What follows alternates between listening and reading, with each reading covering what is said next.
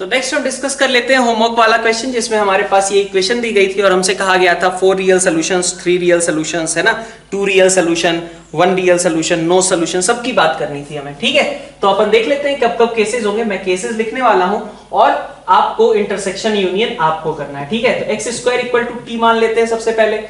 तो t जैसे ही माना तो t कहां से कहां तक जाता है, 0 से इंफिनिटी तक जाता है। आपकी क्वाड्रेटिक बन गई t square plus 1 minus 2k into T plus K square minus 1 is equal to 0। इसके रूट्स क्या है, t1 और t2।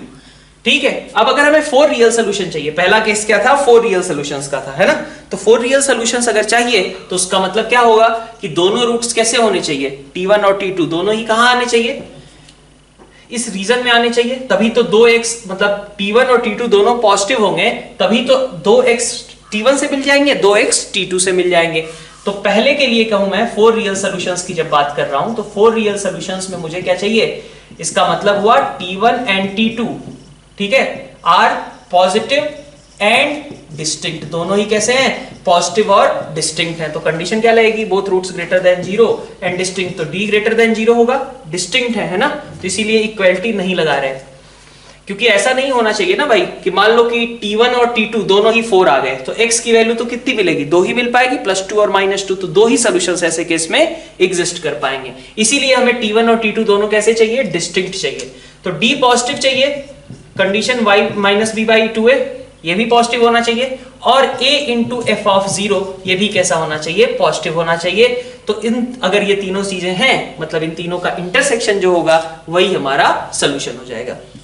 सेकंड पार्ट की बात करते हैं। सेकंड पार्ट में हमारे पास 3 रियल सॉल्यूशंस के लिए कहा गया है। तो 3 रियल सॉल्यूशंस कब होंगे, 3 रियल सॉल्यूशंस का मतलब क्या है, आप सोचो एक रियल सॉल्यूशन कहां से आएगा भाई, जो भी यहां पे t रखते हो आपको x 2 मिल जाते हैं बार बार, तो एक रियल सोल्यूशन कौन दे रहा होगा जिसकी वजह से ये 3 हो गया, तो वो 0 पे बनेगा, क्योंकि x स्क्वायर इक्वल टू 0 जब आप लिखोगे तो वहां से एक रियल सोल्यूशन ही क्रिएट होगा। रूट्स 2 होंगे, 0 2 बार आएगा लेकिन सोल्यूशन तो एक ही होगा। तो इसका मतलब क्या हुआ, 3 रियल सोल्यूशंस के लिए 0 शुड बी 1 रूट, ठीक है, 0 को एक रूट होना चाहिए। लेकिन सिर्फ इसी से काम नहीं बन जाता है। अगर मान लीजिए t1 आपका 0 है और t2 निगेटिव हो गया, तो इनफैक्ट t2 ने तो कोई सोल्यूशन दिया ही नहीं, तो हमें क्या चाहिए, 0 एक रूट हो लेकिन t2 भी कैसा हो, other root should be positive. तो पॉजिटिव वाला 2 सॉल्यूशंस दे देगा और ये 0 जो है वो एक सॉल्यूशन देगा ही। तो 0 should be 1 root and other should be, ठीक है, other be positive, other root जो है वो कैसा होना चाहिए, पॉजिटिव होना चाहिए। कैसे चेक करते हैं, तो हम देखते हैं कि 0 इसको सेटिस्फाई कब करेगा, k square minus 1 equal to 0 मतलब k equal to plus minus 1।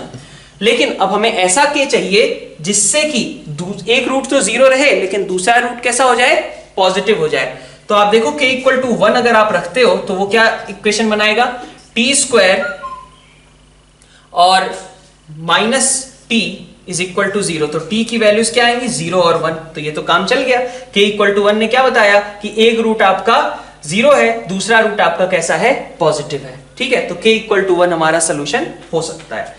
फिर आगे बढ़े, आप दूसरा क्या था, k इक्वल टू -1 को चेक करना था। k इक्वल टू -1 अगर रखोगे तो इक्वेशन क्या बनेगी, t स्क्वायर और प्लस साथ में 3t बन जाएगा, यही बन रहा है ना, और इज इक्वल टू 0। तो t की वैल्यू 0 और -3 बनेगी। हमें तो 0 तो ठीक था लेकिन -3 बन गया, लेकिन हमें कैसा चाहिए था, पॉजिटिव चाहिए था, इसलिए -3 वाला रिजेक्ट हो जाएगा ऑप्शन, ठीक है। फिर आगे बढ़ते हैं।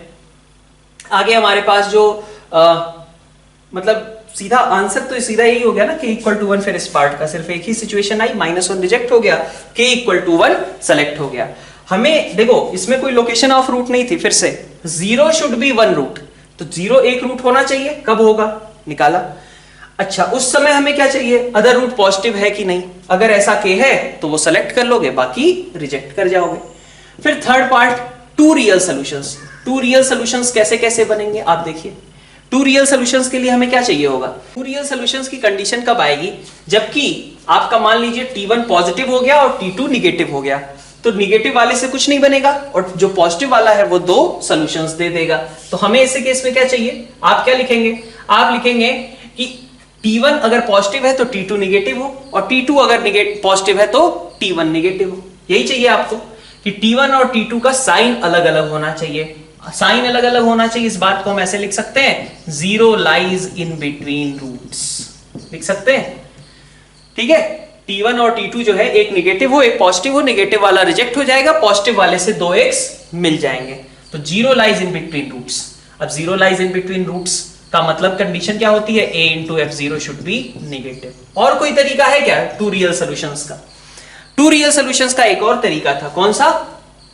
तो आप यहां से देखो, आपको अगर T1 और T2 दोनों पॉजिटिव तो मिले लेकिन दोनों बराबर मिल जाए, बात की थी ना हमने इस बारे में यहां पे कि T1 और T2 अगर दोनों 4 हो जाए तो x की वैल्यू क्या आएगी, +2 और -2, दो ही सॉल्यूशंस मिलेंगे, ठीक है। T1 और T2 दोनों 4 है, मान लो दोनों बराबर पॉजिटिव है, तो x की दो ही वैल्यूज मिलेंगी ना, इफेक्टिवली दो ही सॉल्यूशंस बनेंगे। रूट्स 4 होंगे लेकिन सॉल्यूशन दो ही होंगे। तो नेक्स्ट स्टेप हमारा ये होगा कि T1 and T2 are positive but equal, ठीक है। तो इक्वल रूट्स कब आएंगे, जबकि d 0 हो। तो पहले यही देख लेते हैं d इक्वल टू 0 कब होगा, तो 1 - 2k का होल स्क्वायर -4k स्क्वायर -1, तो ये 0 होना चाहिए। कब होगा, 4k स्क्वायर कट गए, बाकी बचा क्या, यहां पे बचा आपका 1 - 4k और यहां बचा आपका +4 इज इक्वल टू 0। तो आपके पास k इज इक्वल टू कितना बना, 5/4। अब आपको क्या देखना है कि क्या k इक्वल टू 5/4 पे, एक काम तो हो गया कि T1 T2 इक्वल आएंगे लेकिन पॉजिटिव है क्या, तो देखने के लिए क्या करेंगे, वहां रख देंगे, क्या बनेगा, t² -3/2t और प्लस आपका 9/16, तो यहां से t इज इक्वल टू कितना आ रहा है, 3/4 रूट्स इक्वल आए और पॉजिटिव भी आ गए, इसका मतलब अपना काम हो गया, k इज इक्वल टू 5/4 इसका एक सोल्यूशन होगा। तो आपको क्या मिला, केस 1 से यहां पे कुछ सोल्यूशन आएगा, केस 2 से हमें मिला 5/4 और दोनों का यूनियन हमारा फाइनल आंसर हो जाएगा। फोर्थ केस की बात करते हैं, मान लीजिए 1 रियल सोल्यूशन। तो 1 रियल सोल्यूशन कैसे हो सकता है, 1 रियल सोल्यूशन कहां से आया था, 3 कर चुके हो, तो 1 रियल सोल्यूशन के लिए क्लियर होना चाहिए कि एक रूट क्या होगा, 0 होगा और दूसरा रूट कैसा हो जाए, नेगेटिव हो जाए, यही चाहिए ना हमें। तो ये तो हम कर चुके हैं ना, यहाँ पे एक रूट 0 और दूसरा रूट नेगेटिव, ठीक है, क्योंकि एक रूट 0 हो और दूसरा पॉजिटिव हो जाए तब तो हमें 3 सॉल्यूशंस मिल जाते हैं। तो एक रूट 0 और दूसरा निगेटिव हो, यही हमारी रिक्वायरमेंट रहेगी 1 रियल सोल्यूशन के लिए, ठीक है। तो एक root 0, 1 root is 0 and other is negative, ये हम निकाल चुके हैं। कब आया था ये, k इज इक्वल टू -1 पे आया था। और एक केस और हो सकता है क्या, कि बोथ रूट्स आर 0, देख लेते हैं, बोथ रूट्स 0, अगर दोनों रूट 0 हो जाए, मान लो T1 और T2 दोनों 0 हो जाए, तो इसका मतलब क्या होगा कि x की वैल्यू 0 ही है, यही मतलब होगा ना, अगर T1 और T2 दोनों 0 हो जाए तो इसका मतलब क्या होगा कि x की वैल्यू 0 है। तो दोनों रूट्स 0 हो सकते हैं क्या, नहीं हो सकते हैं। आप देख लो यहाँ पे दोनों रूट 0 होने के लिए सम ऑफ रूट्स को भी 0 होना पड़ेगा और प्रोडक्ट ऑफ रूट्स को भी 0 होना पड़ेगा, वो एक साथ पॉसिबल नहीं है। तो यहां से कोई सोल्यूशन नहीं आएगा, k equal to -1 will be the only solution. और फिफ्थ केस पे आते हैं, नो सोल्यूशन। नो सोल्यूशन कैसे कैसे हो सकता है, एक तरीका था कि T1 और T2 दोनों खुद ही कैसे हो जाएं, इमेजिनरी हो जाएं। तो नो सोल्यूशन के लिए एक सिचुएशन ये हो सकती है कि T1 and T2 are not real, मतलब D इनका कैसा है, निगेटिव है, D निगेटिव है, यहां से एक कुछ कंडीशन आ जाएगी, ठीक है। T1 और T2 खुद ही कैसे हो गए, इमेजिनरी हो गए, तो आगे लोकेशन लगाने का तो मतलब ही नहीं बनता। बाकी क्या बचता है हमारे पास, एक और तरीका था कि T1 और T2 दोनों एग्जिस्ट तो किए लेकिन दोनों निगेटिव हो गए, तो भी हमारे पास कोई ऐसा x नहीं बन पाएगा, मतलब x² is equal to negative, किसी काम का नहीं है। तो दूसरा ये भी तरीका हो सकता है कि बोथ रूट्स आर नेगेटिव। इसकी कंडीशन क्या लगती है, a into f0 positive, vertex less than 0 और d कैसा होगा, ग्रेटर देन और इक्वल टू 0, ठीक है। इन तीनों का जो इंटरसेक्शन आएगा वो केस 2 का सोल्यूशन हुआ, केस 1 का सोल्यूशन d लेस देन 0, इन दोनों का यूनियन, मतलब केस 1 और केस 2 के आंसर्स का union, that will be our final solution, ठीक है। तो अगर आपको कहीं दिक्कत हुई है तो वापस से एक बार रिवाइंड करके इस क्वेश्चन को समझ लीजिए, कोई सिली मिस्टेक्स अगर हुई हैं तो वो अवॉइड कीजिएगा। ये इंपॉर्टेंट है 3 रियल सॉल्यूशंस और 1 रियल सॉल्यूशन वाली जो बात की गई है, इसके साथ में ही फिर से दोहरा रहा हूं, सॉल्यूशन लिखा गया है या रूट लिखा गया है, ये चीज क्वेश्चन में ध्यान से देखना।